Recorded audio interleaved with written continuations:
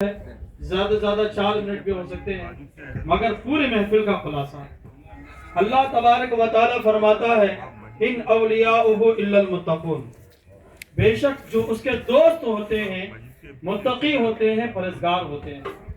اللہ کے رسول صلی اللہ علیہ وسلم نے فرمایا عند ذکر الصالحین تنزل الرحمہ، نیک بندوں کے تذکرے کے وقت اللہ تعالی رحمت نازل فرماتا ہے۔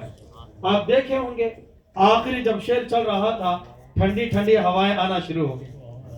میرے معزز سامعین، کہیں نہ کہیں ہمیں روحانیت محسوس ہوتی ہے۔ قرآن کی آیت آپ نے سن لی، حدیث بھی آپ نے سن لیا، یوں تو احادیث میں چلے جائیں اولیاء کرام کی بڑی شان ہمیں معلوم ہوتی ہے۔ کل بروز قیامت اللہ تعالیٰ ان کے جسموں پر نوری لباس پہنائے گا اور یہ لوگ اولیاء کرام کے مقدس جماعت امت محمدیہ کی شفاعت کرتے نظر آئیں گے۔ میرے معزز، آج ہم جن کی بارگاہ میں بیٹھے ہوئے ہیں سیدی سرکار خواجہ غریب نواز رضی اللہ تعالیٰ، ان کے ابا کا نام ہے سید غیاث الدین رحمت اللہ تعالیٰ علیہ، ان کی امی کا نام ہے سیدہ ماہ نور فاطمہ۔ میرے معزز، میں بڑی تیزی کے ساتھ چل رہا ہوں، تقریر نہیں، غور سے سنے گا۔ سیدی سرکار خواجہ غریب نواز رضی اللہ تعالیٰ ابھی شکم میں موجود ہیں۔ سیدہ ماہ نور عبادت کرنے کو، نماز تہجد ادا کرنے کو بیدار ہوتی ہیں، وضو وغیرہ سے فارغ ہوتی ہیں، بیٹھتی ہیں، اچانک غور سے سنے گا اللہ اللہ اللہ اللہ کی آواز آ رہی ہے۔ ماہ نور آئے دائیں بائیں آگے پیچھے نظر ڈالتی ہیں، آواز آ رہی، آواز دینے والا نظر نہیں آ رہا، ذکر تو نظر آ رہا ہے، ذکر تو سنائی دے رہا ہے، مگر ذاکر دکھائی نہیں دے رہا ہے۔ میرے معزز، غیب سے آواز آئی، ماہ نور ادھر ادھر کیا دیتی ہے، اپنے پیٹ پر نظر ڈال، تیرے پیٹ میں رہنے والا ہمارا بندہ وہ ہماری بارگاہ میں عبادت کر رہا ہے۔ میرے معزز سامعین، سیدی سرکار خواجہ غریب نواز رضی اللہ تعالیٰ قریب 5 مہینے سیدی غوث اعظم رضی اللہ تعالیٰ کی بارگاہ میں رہے، 20 سال کی عمر میں، اس میں سے 57 دن اور رات ایسے گزرے ایک ہی کمرے میں حضور غوث اعظم سرکار خواجہ غریب نواز، اور سرکار غوث اعظم کیا دیے، غریب نواز کیا لیے، بس یہ 2 ہی حضرات کو معلوم ہے۔ میرے معزز، سیدی سرکار غریب نواز رضی اللہ تعالیٰ 5 مہینے حضور غوث اعظم کے صحبت میں رہے، اس کے بعد پھر ہندوستان کی طرف عازم ہو گئے تو خراسان کی پہاڑیوں میں 20 سال کی عمر میں آپ عبادت کر رہے تھے۔ اچانک آپ کو آواز آئی حضور غوث اعظم بغداد میں ہے۔ وہ بغداد کی جامع مسجد میں اعلان کرتے ہیں میرا قدم اولیاء کی گردنوں پر ہے۔ آپ بغداد میں اعلان کرے، خراسان کی پہاڑیوں میں رہ کر آپ نے اس آواز کو سن لیا، آپ اپنے گردن کو خم کر دیا، کہا یہ دل یہ جگر یہ آنکھیں یہ سر ہے، یہ دل یہ جگر یہ آنکھیں یہ سر ہے، جہاں چاہو رکھو قدم غوث اعظم۔ آپ گردن کی بات کر رہے ہیں، آپ جہاں چاہے رکھنا چاہے رکھ سکتے ہیں۔ میرے معزز، میں بالکل آخری لمحات میں آ رہا ہوں، آخری الفاظ میں آ رہا ہوں۔ حضور غوث سیدی خواجہ غریب نواز روزانہ 2 قرآن پڑھا کرتے تھے، ایک دن میں ایک رات میں۔ میرے معزز، اب ذرا غور سے سنیں گا، حضور غوث اعظم نے ہندوستان میں محبت کو پھیلایا ہے، محبت کے مشن کو عام کیا ہے۔ اسی لیے جب آپ کا عرس مبارکہ آتا ہے، چاہے جتنا بھی ظالم بادشاہ ہو، وہ آپ کے بارگاہ میں چادر بھیجنے پر مجبور ہو جاتا ہے۔ کسی وزیر اعظم ہندوستان نے کہا مسلمانوں کو برا بھلا نہ کہو، کیوں؟ ان کے جماعت میں غریب نواز جیسا عظیم مجاہد موجود ہے۔ میرے معزز سامعین، غریب نواز کو آج تک یاد کرتے ہیں، 700 سال مکمل ہونے کو ہیں، مگر میرے معزز، ایسی کیا ذات تھی، ایسی کون سی امیریت آپ کے پاس تھی، ایسے کون سے محل میں رہا کرتے تھے، ایسا کیا کھایا کرتے تھے غریب نواز جو آج تک دنیا یاد کرتی ہے۔ مگر سنیے، جب کتاب ہم پڑھتے ہیں اللہ اکبر کبیرہ، غریب نواز کے پاس 2 چادریں ہوا کرتی تھی، ایک اوڑھ لیا کرتے تھے، ایک تہبند کے طور پر استعمال کیا کرتے تھے، اس میں بھی کئی پیبند ہوا کرتے تھے، کئی جگہ سلا ہوا کرتا تھا، رہنے کے لیے چھوٹی جھوپڑی ہوا کرتی تھی، کھاتے تو سوکھی روٹی کھایا کرتے تھے۔ مگر اس کے باوجود کبھی تو شہاب الدین غوری آپ کے پاس آیا، کبھی تو شمس الدین التمش آپ کے پاس آیا، کبھی تو اکبر بادشاہ آپ کی بارگاہ میں اس لیے آیا سرکار اولاد رہی اولاد عطا کریں، کبھی تو جہانگیر بادشاہ آپ کے پاس آیا، کبھی تو شاہجہاں بادشاہ، کبھی تو اورنگزیب عالمگیر بادشاہ. یہ بادشاہوں کی لئی لگی ہوئی ہے. جو بھی بادشاہ آتا آپ کے دہلیز کو چومنا بڑا فخر محسوس کیا کرتا تھا. میرے معزز سامعین، حضور سیدی غریب نواز نے محبت کو پھیلایا، 90 لاکھ لوگوں کے دلوں میں اسلام کی شعاع کو بلند کیا. ایک چھوٹا سا واقعہ بول کر میں اپنی جگہ کو لے رہا ہوں. میرے معزز، ایک شخص آئے غریب نواز کی بارگاہ میں، آ کر کہا کہ سرکار میں مرید بننا چاہتا ہوں، میں آپ کے دامن سے وابستہ ہونا چاہتا ہوں. سرکار نے کہا میری ایک شرط ہے، اگر تو قبول کرے. سرکار کہہ دے بس میں اپنے نام کے آگے چشتی لگانا چاہتا ہوں، قادری لگانا چاہتا ہوں، میرا روحانی رشتہ آپ کے ساتھ میں منسلک کرنا چاہتا ہوں. سرکار چشتی کا تمغہ میرے سر پر عطا کر دے. آپ شرط رکھیں. کہا او فلاں گاؤں میں جاؤ، کھیتی باڑی میں جاؤ، وہاں پر ایک کنواں ہے، وہاں پر کھڑے ہو کر آنے جانے والوں کو پانی تقسیم کرتے رہنا.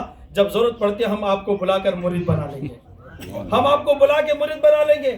انہوں نے بس چلے گئے اور جا کر وہ کھیتی باڑی جس کو آج زمانہ مکرانہ گاؤں کے نام سے جانتے ہیں، مکرانہ کے کھیتیوں میں کھڑے ہو کر واقعی حضور غریب نواز بولے جیسا وہاں پر ایک کنواں ہے، کنویں کے پاس کھڑے ہو گئے، آنے جانے والوں کو پانی تقسیم کرنے لگے. نہ کھانا، نہ پانی، نہ پیسے، نہ دوا، نہ درہم، کچھ نہیں. بس پیر کا حکم ہے، بانٹتے جاؤ، پانی بانٹتے جاؤ. میرے معزز سامعین، اسی لیے احادیث نبویہ میں پانی کو بند کرنے کو منع کیا گیا، اور اس طرح جو ہے پانی کی بہت بڑی فضیلت آئی ہوئی ہے. پانی پلانے کو ہمارے بزرگان دین کہیں کہیں حج کا ثواب بھی قرار دیا ہے. پانی ایک بہت بڑی نعمت عظمیٰ ہے. میرے معزز دیکھیے، ارے حاجیوں کے لیے نہر زبیدہ تیار کیا گیا کیا حاجیوں کو پانی پینے کے لیے آسانی ہو. پانی کے بے شمار فضیلتیں ہیں. اللہ تعالیٰ فرمایا کلو وشربو، کھاؤ پیو. جہاں اللہ تعالیٰ کھانے کا ذکر کیا وہاں پر پانی پینے کا بھی ذکر کیا. آگے سنیے گا، وہ بانٹنے لگے. 1 سال 2 سال 3 سال 4 سال ہو گئے، نہ کوئی تنخواہ نہ کچھ. لوگوں نے کہا کون ہو تم، اتنے سالوں سے پانی بانٹ رہے ہو، کہ کون تمہیں تنخواہ دے رہا ہے، کیا کھا رہے ہو کیا نہیں. کہا یہ مجھے کچھ نہیں معلوم، میرے گرو کا حکم ہے میں پانی بانٹ رہا ہوں، میرے پیر کا حکم ہے میں پانی بانٹ رہا ہوں. اچھا، ایک پورے گاؤں والے آپ سے محبت کرنے لگے. بغیر تنخواہ کے تم پانی بانٹ رہے ہو، بغیر تنخواہ کے تم جو ہے یہاں پہ خدمت انجام دے رہے ہو، تمہارے اخلاق اتنے اچھے ہیں تو تمہارے پیر کے اخلاق اتنے اچھے ہوں گے. چلو ہم سب کو اپنے پیر کے بارگاہ میں لے کے چلو. 90 لاکھ لوگوں کے دلوں میں یہی آپ نے تلوار چلائی. وہ تلوار وہ جو لوہے کی تلوار نہیں تھی، یہی اخلاق کے بول تھے. یہ اخلاق کے بول اتنے گہرے چل گئے، سب لوگ جو ہے لا الہ الا اللہ کی بارگاہ میں اپنے گردن کو خم کرنے پر مجبور ہو گئے. میرے معزز سامعین، پورا گاؤں کو لے کر غریب نواز کی بارگاہ میں آئے. کہا سرکار معافی چاہتا ہوں، آپ نے کہا تھا میں بلاؤں گا تب آنا، مگر میں آپ کے بلانے سے پہلے پورے گاؤں کو لے کر آپ کے بارگاہ آیا ہوں. حضور غریب نواز رضی اللہ تعالیٰ نے مسکرایا، آیا ہے وقت آ جا. سارے گاؤں لوگوں کو کہ آپ نے اسلام کی دولت سے مالا مال کروا دیا. میرے معزز، آخری بات، ہماری زندگی کیسی ہونی چاہیے، ہمارے لمحات کیسے گزرنی چاہیے. آج بھی غریب نواز رضی اللہ تعالیٰ عنہ کے صندلی مسجد میں لکھا ہوا ہے ھذا حبیب اللہ مات فی حب اللہ. یہ ایک جملہ کافی ہے انسان کی زندگی میں انقلاب آنے کے لیے، انسان اپنے آپ کو تبدیل میں پیدا کرنے کے لیے. کیا لکھا ہوا ہے؟ یہ اللہ کا دوست ہے اور اللہ کی محبت میں اللہ کی محبت میں وصال کر گیا، اللہ کی محبت میں انتقال کر گیا. آج بھی یہ لکھا ہوا ہے. یہ کہاں لکھا ہوا تھا؟ سیدی سرکار غریب نواز رضی اللہ تعالیٰ ایک مرتبہ کمرہ بند کر لیتے تو ایام گزر جاتے، کمرہ نہیں کھولا کرتے تھے. اندر سے آواز آتی تھی ذکر اللہ کی، قرآن پڑھنے کی، مگر جو اندر جانے کی کوئی ہمت نہیں کرتے تھے. ایک رجب المرجب کو آپ کمرے کے اندر داخل ہو گئے، 6 رجب المرجب آیا تو لگاتار آواز آ رہی ہے. اچانک آواز بند ہو گئی، آواز بند ہو گئی. سارے مریدین کمرہ کھول کر اندر تشریف لے گئے تو سیدی سرکار غریب نواز کی پیشانی پر لکھا ہوا ہے ھذا حبیب اللہ، یہ اللہ کا دوست ہے. مات فی حب اللہ، اللہ کی محبت میں یہ انتقال کر گیا. میرے معزز، پتہ کیا چلا؟ پوری زندگی کا ماحصل ہمیں اللہ کا دوست بن کے رہنی چاہیے. دوست مطلب میرے معزز اس کے بتائے ہوئے اصولوں پر عمل کرنی چاہیے اور شریعت مطہرہ پر عمل پیرا ہونے کی توفیق ہمارے اندر ہونی چاہیے کہ اللہ کی محبت میں جو کام کرنا ہے کرنی چاہیے. جو اللہ کی محبت جس میں نظر آئے اچھے کاموں میں اچھے کام ہی ہوتے ہیں. نماز اس میں ہمیں اللہ تعالیٰ کی محبت نظر آتی ہے. اچھے کام جس میں اللہ تعالیٰ کی محبت نظر آئے وہ کام کریں تو گویا کہ ہم سرکار خواجہ غریب نواز کی سیرت پر پتہ کیا چلا. غریب نواز رضی اللہ تعالیٰ روزانہ 2 قرآن پڑھا کرتے تھے تو گویا کہ ہم قرآن سے محبت کرنی چاہیے. غریب نواز ذکر اللہ کیا کرتے تھے, ہمیں ذکر کرنی چاہیے. غریب نواز رضی اللہ تعالیٰ بڑے بڑے بزرگان دین کا ادب کیا کرتے تھے کہ اس طرح ہمیں بھی ادب کرنی چاہیے.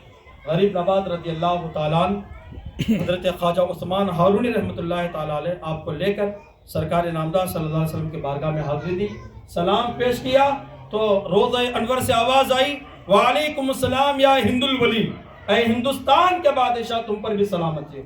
پھر ہندوستان کا نقشہ بتایا گیا, آپ ہندوستان آئے اور خوب محبت کو عام کیا, محبت کو عام کیا. انسان خود خوش رہنا چاہیے اور خوشیاں بانٹنے کی فکر کرنی چاہیے, نفرتوں کو ختم کرنی چاہیے. اللہ تعالیٰ ہمارے اس محفل کو شاد و آباد رکھے. جو آپ حضرات بیٹھے ہیں غریب نواز کی محبت میں یہی لمحات ہمارے لیے شفاعت کا ذریعہ عطا فرمائے. وصلی اللہ تعالیٰ علی خیر خلق.